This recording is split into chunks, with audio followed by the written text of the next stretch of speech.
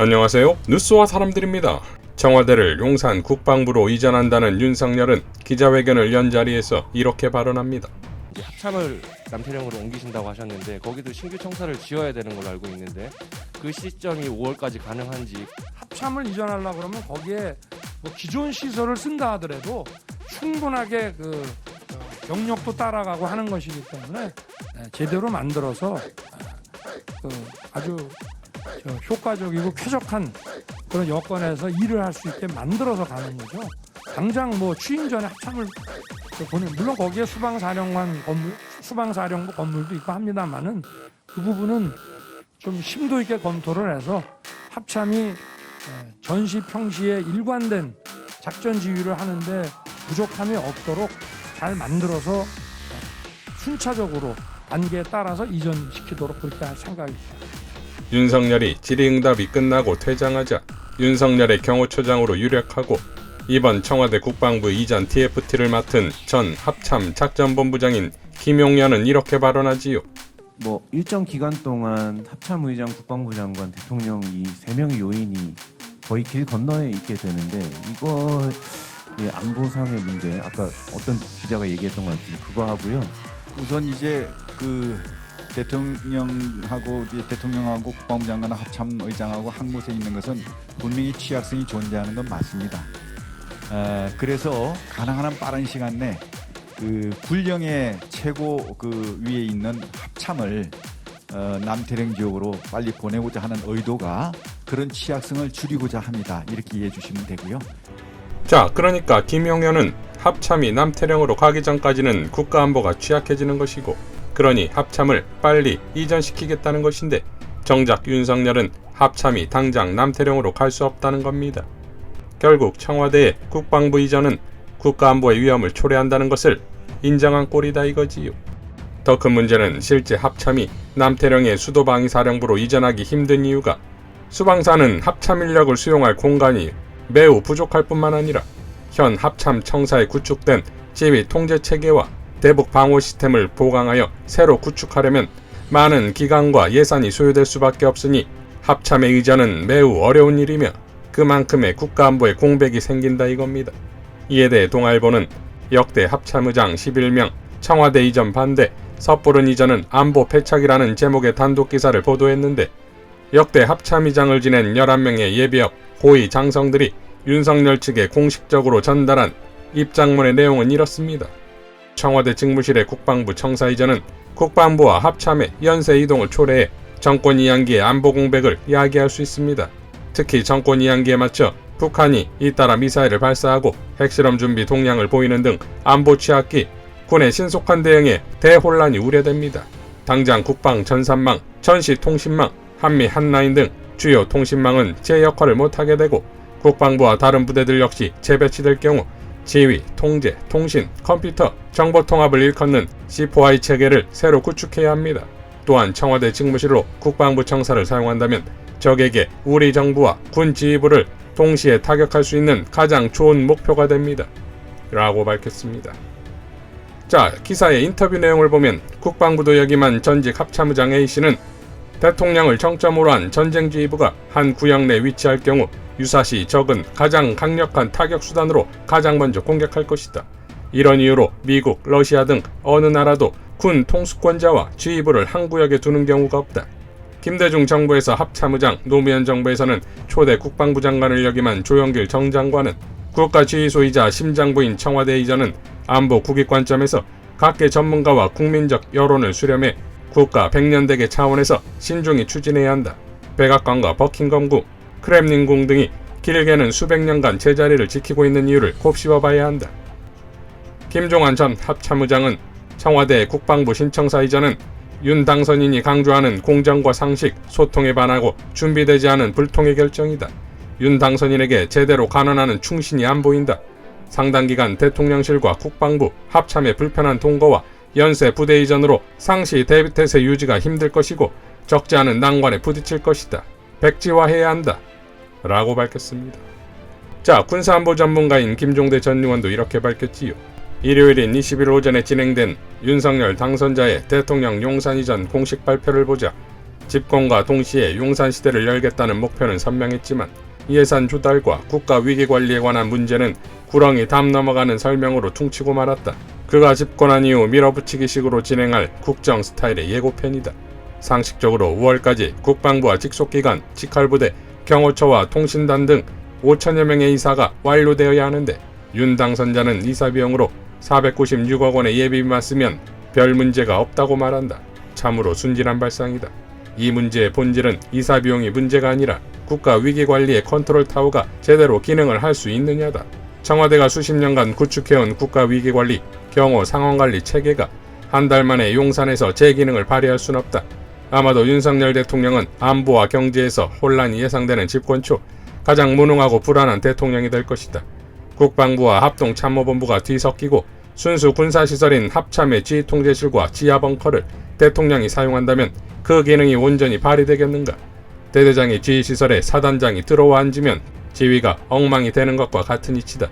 우리 군지휘부의 고유 공간을 대통령이 침해하면 위기관리의 전문성과 자율성이 상당 부분 침해될 것이다.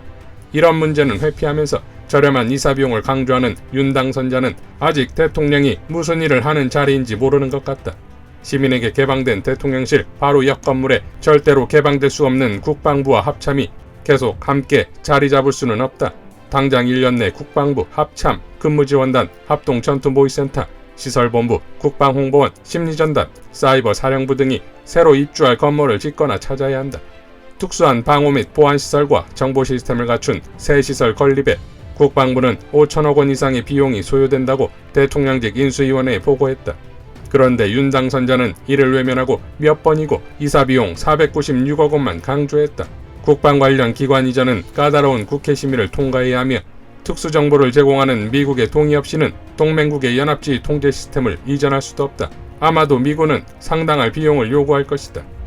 이런 문제 제기에 대해서도 윤 당선자의 대답은 아는 바 없다로 요약된다. 사실은 알고 싶지도 않은 것이다. 엉뚱하게 윤 당선자는 집무실을 광화문 외교부 청사로 옮기면 외교부는 어디로 가느냐는 친절한 배려를 보여주었다. 그보다 몇 배나 더 어렵고 규모도 더 큰 국방부에는 왜 그런 자상함이 없는지 의문이다. 이렇게 눈가기가 꽉 막힌 권력의 자아도취는 직언할 줄 모르는 참모들과 융합되어 새로운 역사로 거침없이 나아가고 있다. 일단 20일 발표로 용산시대는 공식화되었다. 새로운 정부의 모델과 권력의 질, 진화된 국가 위기관리, 공론의 거버넌스에 대한 통찰력도 없이 용산에 대해 뷰가 좋다, 역사적 장소다, 소통의 시민공원이 탄생한다는 한가한 소리로 국민을 기만하지 마라. 장소가 중요하다는 막연한 말로 새로운 대통령 시대가 탄생한다는 거짓말은 더더욱 하지 마라. 정부와 권력에 대한 깊은 이해와 통찰에 빈곤하고 귀를 기울일 줄 모르는 지도자에게 있어 시민과의 소통은 기만적인 퍼포먼스일 뿐이다. 라고 일갈했습니다. 자, 상황이 이러한데도 말도 안 되는 논리로 국방부 이전을 집착하고 있으니 당연 풍수질이니 무속이니 건진법사니 하는 말이 나오는 것 아니겠습니까? 기자회견에서 윤석열이 발언한 공간이 정신을 지배한다는 발언 역시 그래서 소름 돋는다 이겁니다. 광민수 한국 이집트학 연구소장은 이렇게 밝혔지요. 딱히 상대가 원하지도 않았던 일을 상대가 원하던 일이라고 마구 우기면서 억지로 상당히 무리해가면서 거기에 더해 별 준비도 없는 상태에서 이상할 정도로 급하게 그 일을 처리하려고 들 때에는 그 동기가 매우 비합리적인 것이거나 보편적으로는 받아들여지지 않는 부당한 것일 가능성이 있다고 추론하게 되는 것이 당연하기는 하다. 라고 밝혔습니다. 자, 윤석열이 이렇게 조감도까지 꺼내 국방부 모델하우스를 설명하는 날 북한은 발사체 4발을 쏘았다지요. 합참은 북한이 20일 서해상 약 1시간에 걸쳐 방사포로 추정되는 발사체 4발을 쏘았다고 밝혔습니다. 윤석열의 질응답 과정에서 밝힌 국방부 벙커 위치에 대해서도 비판이 이어지고 있지요. 또한 국제정세는 더욱 심각합니다. 김혜원 목사는 이렇게 밝혔습니다. 국방부 합참 이전은 결사적으로 막아야 한다. 최근 러시아 정보부가 작년 말부터 러시아와 중국 정부 사이에 긴밀히 공유되었던 비밀 정보를 전격 공개했다. 그 비밀 정보의 내용은 봄에 러시아가 우크라이나를 침공하고 가을에 중국이 대만을 침공하기로 두 나라가 의견을 같이 했다는 것이다. 주지하듯 러시아의 우크라이나 침공은 이미 일어났고 이제 관건은 정말 중국이 가을에 대만을 침공할 것이냐다. 만약 중국이 대만을 전격 침공하면 우리나라도 큰 난리가 난다.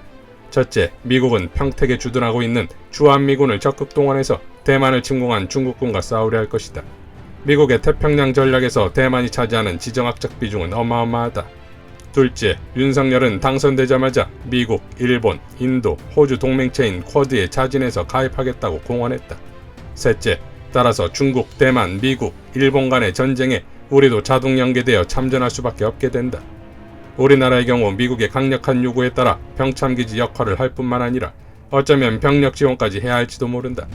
미국, 중국, 대만, 일본이 맞붙는 싸움에 우리가 참전하게 되면 그때 북한은 어떻게 행동할까? 상상에 맡기겠다. 다만 최악의 시나리오가 현실화될 가능성이 매우 높다는 것은 삼척동자도 알 것이다. 우리가 미국, 중국, 대만, 일본과의 전쟁에 참전하면 아예 중국군이 한반도에 직접 상륙하거나 한반도 남쪽을 향해 미사일을 발사하고 전투기를 발전시킬 일도 일어날 수 있다. 위의 내용은 그냥 막 지르는 이야기가 아니라 러시아 정보부가 공개한 중국의 대만 침공 시나리오를 가정했을 경우 당연히 뒤따라오는 결과다.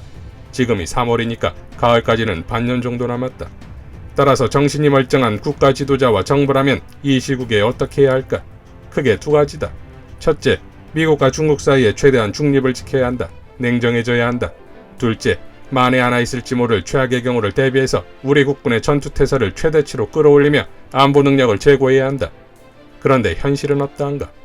아직 고작 당선인 신분인 주제에 제일 먼저 내놓은 카드가 안보의 두뇌 역할을 하는 국방부와 합참을 한 달 안에 짐 싸서 나가라며 우리 국군의 지휘 통제 능력을 무력화시키고 있다.